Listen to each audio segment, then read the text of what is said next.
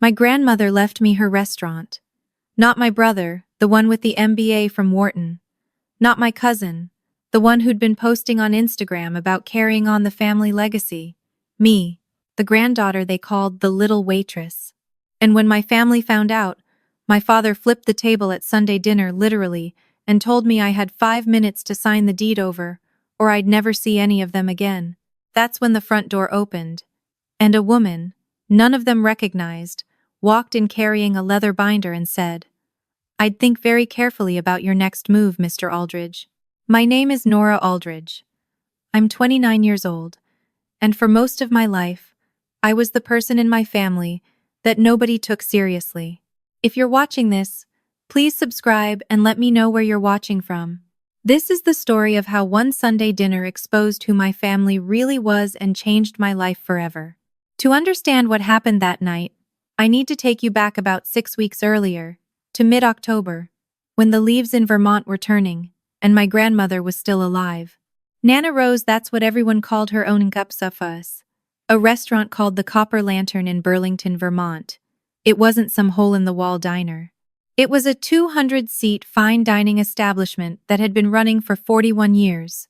She'd built it from nothing in 1983 with $11,000 in savings and a recipe book her own mother had brought over from southern Italy.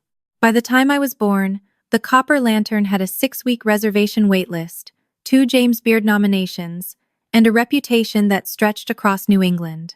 The property alone, the building, the land, the commercial kitchen was appraised at $1.9 million.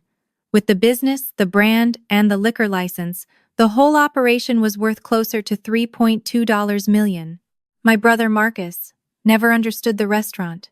He understood the number, $3.2 million, that he understood perfectly. But the thing itself, the early mornings prepping stock, the rhythm of a dinner service, the way Nana could walk through the dining room and make every single guest feel like they were eating in her home, Marcus couldn't have cared less about any of that. Marcus was 4 years older than me, 33, and he'd built his entire identity around being the successful Aldridge. He had his MBA. He worked at a consulting firm in Boston. He wore suits that cost more than my monthly rent and talked about scalable revenue models at Thanksgiving like anyone at the table knew what that meant. Our father worshipped him. Dad had never gone to college himself. He'd managed a car dealership for 20 years before getting laid off, and Marcus represented everything he wished he'd been. Smart, polished, important. Me? I dropped out of UVM after 2 years because I couldn't afford tuition, and my parents told me they'd already committed my college fund toward Marcus's Wharton application. "He's going to be the one who lifts this family up," my mother said when I asked why. "You're resourceful, Nora. You'll figure it out." So I figured it out. I started working at the Copper Lantern full-time when I was 20. Nana hired me as a line cook, and I was terrible at first. I burned sauces. I miscounted inventory. I once dropped an entire tray of her signature braised short ribs 10 minutes before a full house on a Friday night. She didn't yell. She just looked at me and said, "Pick it up, make it again, and move faster this time." For 9 years, I worked my way up. Line cook to sous chef to kitchen manager to, in the last 2 years, what Nana privately called her operations partner. I redesigned the menu seasonally, managed vendor relationships, hired and trained staff, and handled the books. When COVID nearly killed the business in 2020, I pivoted us to a takeout and meal kit model in 72 hours. We were one of only 3 fine dining restaurants in Burlington that survived that year without laying off a single employee. But none of that mattered at family dinners.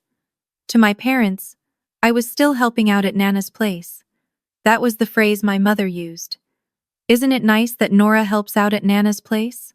Marcus would show up at Thanksgiving and Christmas, always late, always with some new accomplishment to announce. I just got staffed on a Fortune 500 engagement. My firm's sending me to London next quarter. I'm thinking about buying a condo in Back Bay. And the table would light up. My father would clap him on the shoulder. My mother would squeeze his hand. My aunt would raise her glass. When it was my turn to share, I'd mention that we'd just been reviewed in Burlington magazine, or that we'd catered a 200-person wedding that brought in $40,000 in a single weekend. The response was always the same: a brief nod, a polite smile. Then someone would ask Marcus another question. "When are you going to do something real, Nora?" My father asked me once, not even looking up from his plate. "You can't wait tables forever." "I'm not a waitress," I said. "I run the—" "Marcus, tell your aunt about the Tokyo conference." I stopped trying after that. The one person who really saw me was Nana Rose. She'd come into the kitchen during slow afternoons and sit on the stool by the pass, watching me work. Sometimes she'd tell me stories about the early days, when she was 26, and nobody believed an Italian woman from a farming family could open a fine dining restaurant in Vermont. "They told me to open a pizza shop," she'd say, laughing. "I told them to make a reservation." Other times, she'd just watch me quietly, her dark eyes tracking the way I moved through the kitchen, the way I talked to the cooks, the way I tasted a sauce, and knew immediately what it needed. "You have the hands," she told me once. "Not just for cooking. For this place. You understand it the way I do.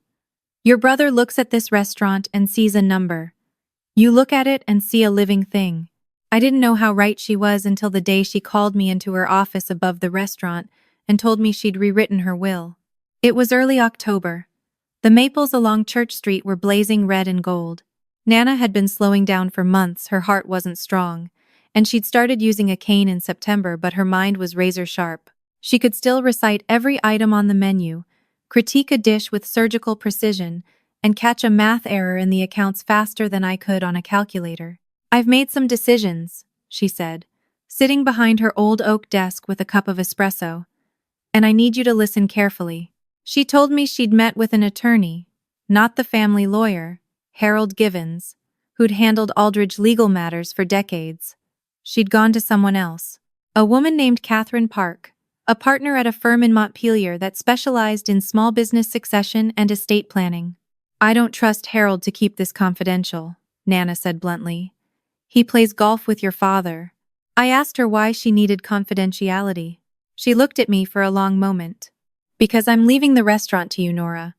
The building, the business, everything. And when your father finds out, he's going to lose his mind." I didn't speak for what felt like a full minute. "Nana," I finally said. "Are you sure?" "I've never been more sure of anything. You've given 9 years to this place. You saved it during the pandemic. You know every supplier, every recipe, every employee's birthday. Marcus hasn't set foot in this kitchen since he was 16, and the only time he asks about the restaurant is when he wants to know what it's worth." She paused. "I love your brother, but love doesn't mean I trust him with my life's work." She told me that Catherine Park had drafted everything. The will was witnessed by 2 independent attorneys, notarized and airtight. She'd also undergone a cognitive evaluation, her idea, not Catherine's, to prevent anyone from claiming she wasn't competent. Her score was 30 out of 30 on the MMSE. "Perfect. They're going to say I'm senile," she said with a dry smile. "People always say that when they don't like what the dead decided." I asked about Marcus specifically. Nana's expression softened. "I left him a trust. $400,000. Managed by Catherine Park's firm, so he can't blow through it in a year. It's enough to give him a cushion. It's not enough for him to be reckless with." "Why managed?" Nana hesitated. Then she opened her desk drawer, pulled out a manila folder, and handed it to me. Inside were bank statements, credit card records, and printouts from a debt consolidation service.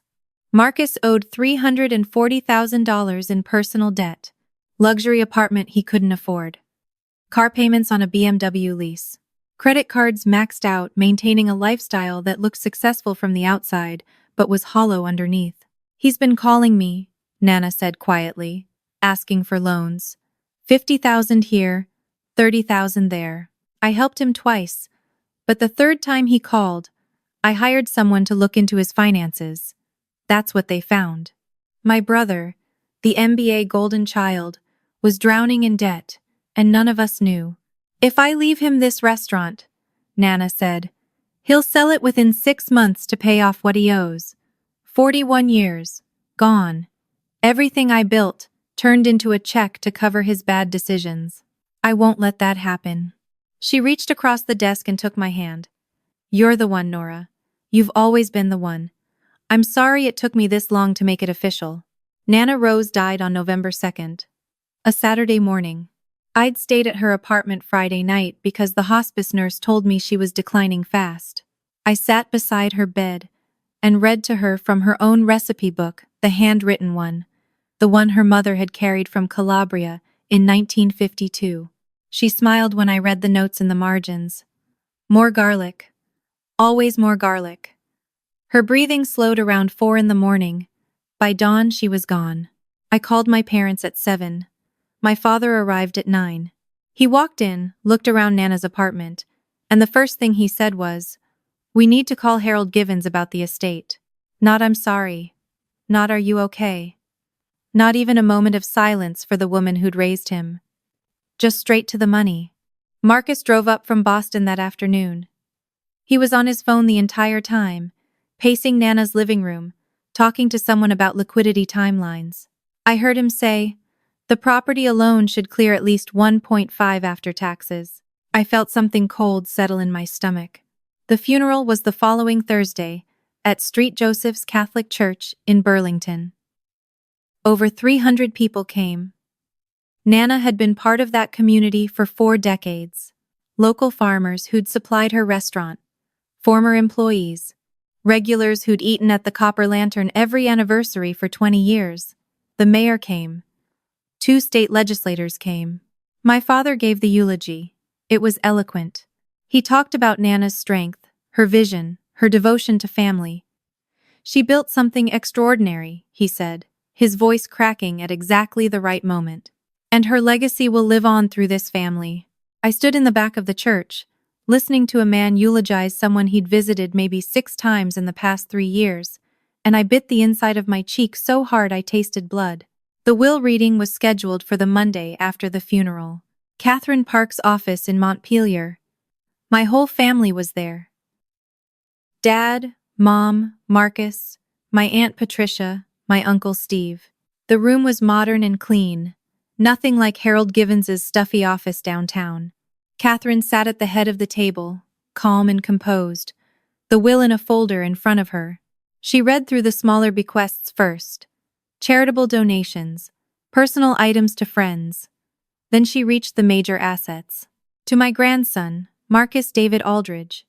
I leave a trust fund in the amount of $400,000 to be managed by the law offices of Park and Sullivan, with annual distributions not exceeding $30,000, and the principal protected from creditors. Marcus leaned forward. "A managed trust? I'm not a child. Why can't I access the principal?" Catherine continued without responding. To my granddaughter, Nora Lynn Aldridge, I leave my commercial property at 714 Maple Street, Burlington, Vermont, including the business operating as the Copper Lantern, all equipment, inventory, furnishings, intellectual property, including recipes and branding, and the associated commercial liquor license. The total appraised value of these assets is approximately $3.2 million. Silence. The kind of silence that has weight. My father stood up so fast his chair hit the wall behind him. "That's absolutely not happening." "Mr. Aldridge," Catherine said evenly, "please sit down. I'm not finished. I don't need to hear any more." My mother was 87 years old. She clearly wasn't in her right mind. "Marcus is the one with the business degree. He should be managing that property." Rose anticipated this reaction, Catherine said. She opened a second folder. She underwent a full cognitive assessment on September 28th with Dr. Elena Vasquez, a board-certified neuropsychologist. Her MMSE score was 30 out of 30 perfect. Dr. Vasquez's written conclusion states that Rose Aldridge demonstrated exceptional cognitive function, clear reasoning, and full understanding of her testamentary decisions. My father's jaw clenched. "I don't care about some test. I know my own mother." "Do you?" The question came from my mouth before I could stop it. Everyone turned to look at me. When was the last time you visited her, Dad? Not for a holiday. Not for 20 minutes on your way somewhere else. When was the last time you sat with her? He didn't answer. Catherine, I said. Was there anything else? Yes. Catherine pulled out a sealed envelope. Rose left a personal statement to be read aloud at the will reading. She opened it and began reading Nana's words. To my family. If you're hearing this, it means you're angry. I expected that. Let me explain my choices. Nora has worked at the Copper Lantern since she was 20 years old. She didn't just work there, she saved it. When the pandemic nearly destroyed everything I'd built, Nora kept the doors open and every employee paid. She did this without asking for recognition, without complaining, and without any support from the rest of this family. Marcus, I love you, but you haven't stepped into that kitchen since high school. You've never asked about the menu, the staff, the suppliers, or the daily challenges of running a restaurant. You've asked me what the building is worth. 3 times. You've asked me for money. Twice. I gave it to you because I love you, but I won't give you my life's work to sell off. The trust I've left you is designed to help you, not enable you. Use it wisely. Richard, that's my father. You raised 2 children, but you only saw one of them. You poured everything into Marcus because he reflected the version of success you wished you'd had. Nora didn't fit your picture, so you made her invisible. She is not invisible. She is the most capable person in this family, and I'm ashamed that I didn't say so louder while I was alive. The Copper Lantern goes to Nora, because she is the only one who will honor what it truly is. Not a number on a balance sheet, but a living, breathing thing that I built with my hands and my heart. Respect my decision. Respect your sister. Respect your daughter, or don't. But the will is final. Catherine folded the letter. The room was dead quiet. Then my father said, "We're contesting this." Catherine looked at him with the patience of someone who'd heard this 1,000 times. "You're welcome to try." The will was drafted by my firm, witnessed by 2 independent attorneys, notarized, and supported by a neuropsychological evaluation. Any challenge would be expensive, time-consuming, and almost certainly unsuccessful. My father turned to me. His face was red. His eyes were hard. "You put her up to this." "I didn't. And you know I didn't." He stormed out. My mother followed, crying. Marcus sat in his chair staring at the table, and for just a moment, I thought I saw something like fear in his eyes. The next 4 weeks were the worst of my life. My mother called every other day. Always the same script. "Your father can't sleep. He's talking about hiring a lawyer. Nora, can't you just think about transferring the restaurant to Marcus? He has the business degree. He'd know how to run it properly. Mom, I've been running it for 9 years. Helping Nana run it. That's different, sweetie." It wasn't different. But I'd spent my whole life trying to explain that, and the words never landed. Marcus texted me once. Just one message, but it said everything. "You know this isn't right. You're a cook. I have an MBA. Give me the restaurant, and I'll cut you in as a minority partner. 20%. That's generous." I didn't respond. 2 weeks before Thanksgiving, Harold Givens, the family lawyer, the one Nana deliberately didn't use, showed up at the Copper Lantern during lunch service. He ordered a coffee, waited until the rush died down, then asked to speak with me privately. "Your father asked me to bring you this." He slid a document across the table. "Voluntary transfer of business assets. If you sign this, the restaurant transfers to a family trust controlled by your father, with Marcus as managing partner." I pushed it back. "No, Nora, this could all go away. Your family could heal. Thanksgiving doesn't have to be painful. Harold, my grandmother specifically chose a different attorney because she knew you'd do exactly this. Please leave." He stood but paused at the door. "Your father is planning something for Thanksgiving. He's invited a lot of people. I don't think it's going to be a normal dinner. Why are you warning me?" He looked uncomfortable. "Because Rose was my friend for 30 years. And what your father is doing isn't what she would have wanted." The Thanksgiving invitation came the next day. Formal, Printed on heavy cardstock. The Aldridge Family Thanksgiving. November 27th, 4 p.m. Semi-formal attire. We'd never had a semi-formal Thanksgiving. It was always jeans and football, and my mother's green bean casserole. This was something else. This was a stage. I called my sous chef, Diego Martinez, who'd become my closest friend over 8 years of working together. He came over that night with a bottle of wine. "Don't go," he said. "If I don't go, I'm the villain." "You're already the villain in their story. Might as well be the villain who keeps her restaurant." "I have to face this, Diego. If I run, they'll never stop." He looked at me hard. "Then promise me. No matter what they say, no matter who's watching, you don't sign anything." "I promise." What I didn't know, what Diego didn't know, was that Catherine Park had been contacted by someone unexpected. One of my father's business acquaintances had heard rumors about the Thanksgiving plan and had quietly reached out to Catherine's firm. Catherine later told me she almost didn't come. She had dinner plans with her family in Montpelier. But her instincts told her something was wrong. So she drove to Burlington with a leather binder full of documents I didn't know existed. She saved everything that night. I arrived at my parents' house at 3:45, 15 minutes early. The house was a 4-bedroom colonial in South Burlington that my parents had bought in 2005 when Dad was still at the dealership. It wasn't a mansion, my father wasn't wealthy, but tonight he'd transformed it. Catering staff, rented tables and chairs, flower arrangements. Through the windows, I could see at least 30 people in blazers and cocktail dresses. 30 people. For Thanksgiving, my stomach dropped. I almost turned around. But I thought about Nana's letter, "She is not invisible," and I walked through the front door. My mother intercepted me immediately, her smile too bright. "Nora, you made it. Come meet everyone." Everyone turned out to be my father's old colleagues from the dealership, neighbors, my parents' friends from church, my aunt and uncle, Marcus's former professors who'd somehow been invited, local business owners my father knew casually. 32 people in total. None of them were there for turkey. They were there for a show. Dinner was at 5. I was seated at the far end of the table between my mother's friend Linda, who talked exclusively about her son's law practice, and an empty chair. My father sat at the head. Marcus sat to his right. The message was unmistakable. My father tapped his glass. "Before we eat, I want to say something about family."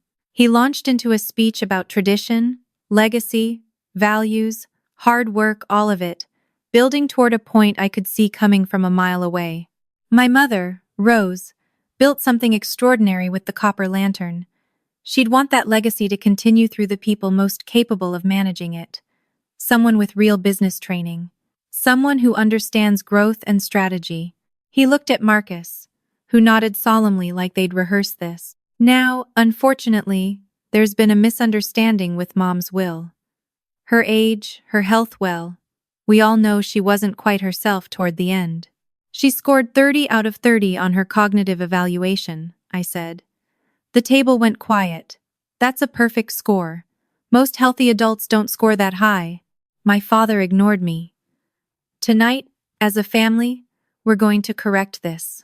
Nora is going to do the right thing and transfer the restaurant to Marcus, who has the education and the expertise to take it to the next level. Marcus stood up. "Look, Nora, nobody's saying you didn't help out at the restaurant. You did a great job keeping things running while Nana was alive. But let's be realistic here. I have an MBA from Wharton. I've consulted for restaurant groups worth 10 times what the copper lantern is worth. This needs professional management." A man I didn't know, one of my father's church friends, nodded. "Makes sense. Business is business." My father looked at me. "So what do you say, Nora? Let's put this behind us and enjoy Thanksgiving." I looked around the table at 32 faces. Some were nodding. Some looked uncomfortable. Nobody was going to defend me. "No," I said. My father blinked. "Nora." Nana was lucid. She made her choice. The will is legal and binding. I'm not signing anything. Marcus's composure cracked. "Come on, Nora. You're a cook. You don't even have a college degree. You seriously think you can run a $3 million business? I've been running it for 3 years. Where were you? I was building an actual career. You were racking up $340,000 in debt. The words came out before I could stop them. I regretted them immediately, and also didn't. Marcus went pale. What are you talking about? Nana knew. That's why she structured your inheritance as a managed trust. She knew if you got access to the restaurant, you'd sell it to pay off your credit cards and your car lease, and your apartment you can't afford. The room erupted. My father slammed his hand on the table. That is enough. You are going to sign this transfer right now, or you are no longer part of this family. He pulled a document from under his placemat. He'd had it there the whole time and shoved it across the table toward me. Sign it, Nora. No. He stood and walked toward me. My mother said, Richard, please. But he didn't stop. He reached me, grabbed the collar of my jacket, and pulled me to my feet. The fabric dug into my neck. You are going to respect this family, he said through clenched teeth. Let go of me, Dad. Not until you sign. His grip tightened. I felt a button pop off my jacket. 32 people watched and nobody moved. Mr. Aldridge. The voice came from the front hallway. Calm, clear, authoritative. I'd think very carefully about your next move. Everyone turned. Catherine Park stood in the doorway in a charcoal coat, a leather binder under her arm. My father's hand loosened slightly. Who the hell are you? Catherine Park. Park and Sullivan, attorneys at law. I drafted Rose Aldridge's will, and I witnessed its execution. She walked into the dining room like she owned it. You're currently committing assault in front of 32 witnesses. Release your daughter, or I will call the Burlington Police Department and you can explain your Thanksgiving traditions to a judge. My father let go of me. I stumbled backward, my hands shaking. The collar of my jacket was torn. Catherine set her binder on the table and opened it. Since we're airing family business in front of an audience, let me contribute to the conversation. She addressed the room, not my father. Rose Aldridge came to my firm in September because she wanted an estate plan that couldn't be manipulated by her own family. She told me, and I'm quoting from our documented intake interview, my son is going to try to take the restaurant from Nora. He's going to say I'm senile. He's going to pressure her until she breaks. I need you to make sure that doesn't happen. She laid down the first document. Neuropsychological evaluation. Perfect cognitive score. 2 independent witnesses to the will execution. Everything legally airtight. She laid down a second document. Visitor logs from Rose's home for the past 3 years. Nora visited 156 times. Richard Sr. 8 times. Marcus, twice, both on Christmas Day, both for under an hour. She turned to Marcus. Now, Mr. Aldridge, since you've publicly claimed you're the most qualified person to run the Copper Lantern, let me share what Rose asked me to investigate regarding your finances. Marcus stood. This is you can't. $340,000 in personal debt. $180,000 in credit card balances across 6 cards. $95,000 remaining on a BMW lease you can't afford. $65,000 owed to a personal loan company at 19% interest. Catherine's voice was steady as a metronome. You plan to sell the Copper Lantern immediately to clear your debts. Rose knew this. That's why she left you a managed trust to help you without enabling you to destroy her life's work. My father looked at Marcus. Is this true? Marcus didn't answer. His silence was louder than anything he could have said. Catherine turned to the room. While we're being transparent, let me properly introduce Nora Aldridge, since her own family seems unwilling to do so. I wanted to disappear into the floor. Nora has managed the Copper Lantern's operations for the past 3 years. She redesigned the seasonal menu, increasing revenue by 31%. She pivoted the business model during COVID and saved every single job. Under her management, the restaurant received its 3rd James Beard nomination and was named one of New England's top 50 restaurants by Boston Magazine. She also completed her business certification through the New England Culinary Business Institute, a program she paid for herself while working 60-hour weeks. My mother turned to me. Nora, you never told us any of this. You never asked. My voice sounded strange to me. Flat, tired. Every time I tried to talk about my work, you called it helping out. You asked me when I was going to do something real, so I stopped talking. A woman from my parents' church, someone I'd known since childhood, whispered to the person next to her. The whisper carried. I had no idea she was doing all that. Catherine addressed my father one final time. Mr. Aldridge, Rose recorded a video statement in my office on October 3rd, witnessed by myself and a second attorney. In it, she explains her decisions in detail and explicitly predicts that you would attempt to coerce Nora into relinquishing her inheritance. Would you like me to play it for your guests? Or would you prefer to accept the will as written? My father looked around the room. His friends, his church community, his neighbors. They were all looking at him differently now. The carefully constructed version of events he'd presented, the confused old woman, the unqualified granddaughter, the rightful heir with the MBA, had collapsed in about 4 minutes. This is a private family matter, he said. It stopped being private when you invited 32 people to watch you take your daughter's inheritance by force, Catherine replied. Harold Givens, the family lawyer, had been standing near the kitchen door. He cleared his throat. Richard, I strongly advise you to accept the will. Any legal challenge would be futile and costly. My father sat down. He looked old suddenly.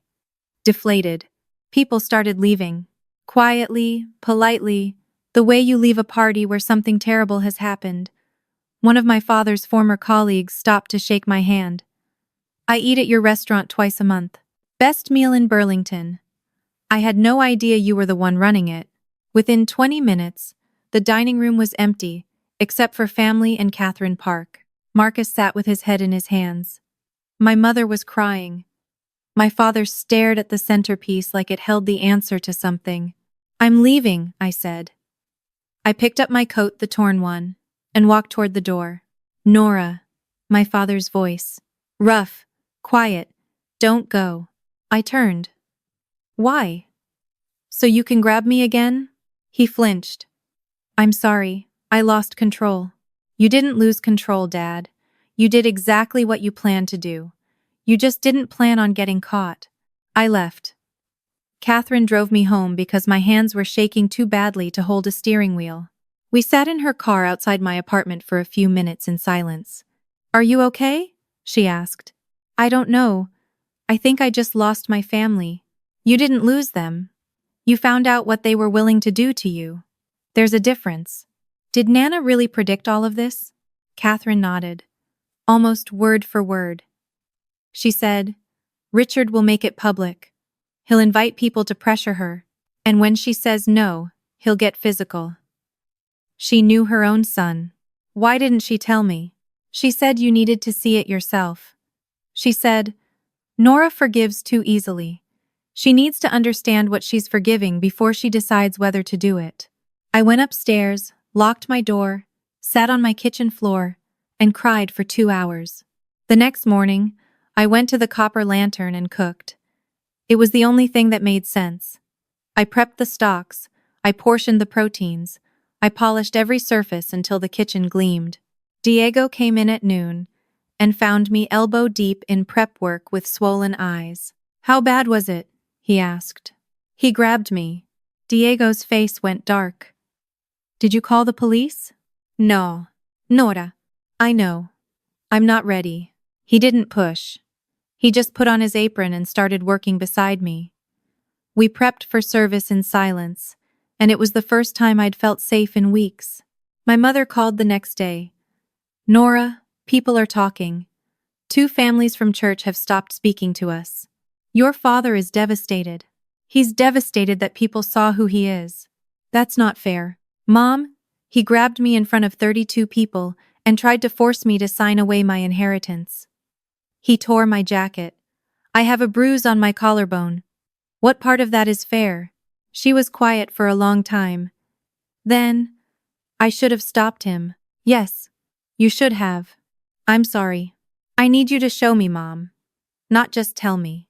Marcus emailed me on December 5th. The subject line was just, "I'm sorry." The email was 3 paragraphs. He admitted to the debt. He admitted he'd planned to sell the restaurant. He told me he'd enrolled in a financial counseling program and was meeting with a therapist who specialized in compulsive spending. He said Nana was right to structure his trust the way she did, and that he was ashamed it took a public humiliation for him to face it. He ended with, "You're not the little waitress. You never were. I called you that because it made me feel better about my own failures. I'm sorry." I read it 3 times. I didn't respond immediately, but I saved it. In January, Catherine Park helped me formally complete the transfer of all assets. The copper lantern was mine legally, completely, irrevocably mine. I stood in the empty restaurant after closing on the night it became official, running my hand along the bar that Nana had picked out herself in 1983. "I'll take care of it," I whispered. "I promise." In February, I expanded the restaurant's private dining room and launched a weekend brunch service that had a 3-week waitlist within a month. Revenue increased by 22% in the first quarter. I promoted Diego to executive sous chef and hired 2 new line cooks, both culinary school graduates who told me they'd applied specifically because of the Copper Lantern's reputation. In March, the James Beard Foundation announced the semi-finalists for Best Chef, Northeast. My name was on the list. I stared at the email for 5 minutes, then called Diego. "Read your email," I said. He screamed. I heard pans clattering in the background. I think he dropped his phone. My father called that evening. We'd had exactly 2 conversations since Thanksgiving brief. Careful, stilted. "I saw the James Beard announcement," he said. I looked it up. I didn't realize how significant it was. It's the highest honor in the restaurant industry. A pause. "I'm proud of you, Nora. I know I don't have the right to say that yet. But I am. I didn't say it was okay, because it wasn't. But I said thank you, and I meant it." In April, I found an envelope in Nana's recipe book. I'd been using it almost daily since she died, cooking from her handwritten notes, and somehow I'd missed this small white envelope tucked between the pages for braised lamb and the pages for her Sunday gravy. It was addressed to me in her handwriting. "My dearest Nora, if you found this, you were cooking from the book, which means you're exactly where you should be. I'm sorry about what your father did. I'm sorry I couldn't protect you from it while I was alive. I tried to protect you after. You were never too quiet, never too simple, never too small. You were always exactly right. They just refused to see it. Make the restaurant yours. Change the menu. Paint the walls. Rip out the carpet I always hated in the private dining room. Make it live and breathe and grow. That's all I ever wanted for this place, and for you. I love you. I'm so proud of you. Now stop crying and go check on your stock. It's probably reducing too fast. Nana." I laughed and cried at the same time. Then I checked the stock. She was right. It was reducing too fast. The following Thanksgiving, 1 year after the disaster, I hosted dinner at the Copper Lantern. After hours. Just for family and chosen family. Diego and his wife. My sous chefs. 2 servers who'd become close friends. A few of Nana's oldest friends from the neighborhood. My mother came.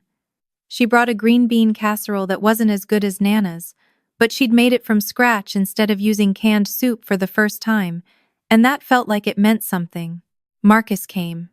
He was 10 months into financial counseling, working at a mid-sized marketing firm in Burlington, not Boston, not glamorous, but real work that he'd earned.